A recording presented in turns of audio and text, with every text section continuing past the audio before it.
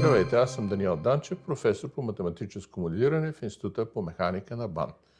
Ръководител съм на съответния отдел по математическо моделиране и числени симулации. Имам около 120 публикации и към 1400 цитирани. Бил съм гост-професор много пъти в Съединените щати, в Университета на Калифорния в Лос-Анджелес и в институти в Германия, основно в Института Макс Планк по интелигентни системи в Щутгарт. Работил съм в най-различни проекти, свързани с НАСА, с ДФГ, с ДАД и такива, които са свързани с Европейската комисия, а също така и множество проекти с фонд научни изследвания. Имам една монография, на която съм съавтор, и заедно с професор Дитрих от Германия сме написали един сериозен обзор върху ефект на Казимир. Основното нещо, с което се занимавам, са точно решаеми модели и в практично приложение това е свързано с ефекта на Казимир, който е много важен за нанотехнологиите.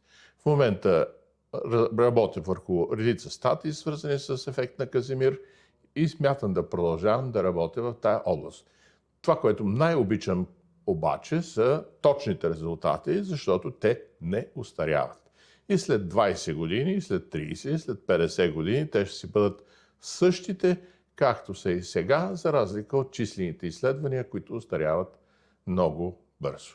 Едно поле от особен интерес за развитието на нанотехнологиите са флуктуационно индуцираните сили. С един мой колега от Съединените щати ние въведохме един нов тип такива сили, наречени сили на Хелмхолц, освен силите на Казимир, за които вече споменах.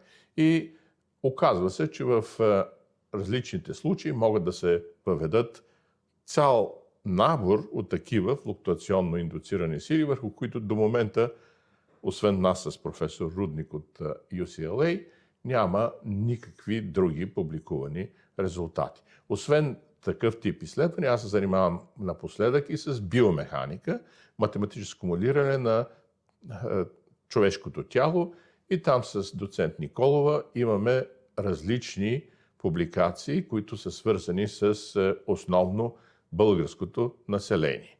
Те са с приложения, разбира се, евентуално свързани с медицината, протезиране, спорта, как се променят характеристиките на човека в зависимост от възрастта, от това какъв спорт се занимава, млади, стари, различни видове спорт различно влияят върху отделните характеристики и така нататък.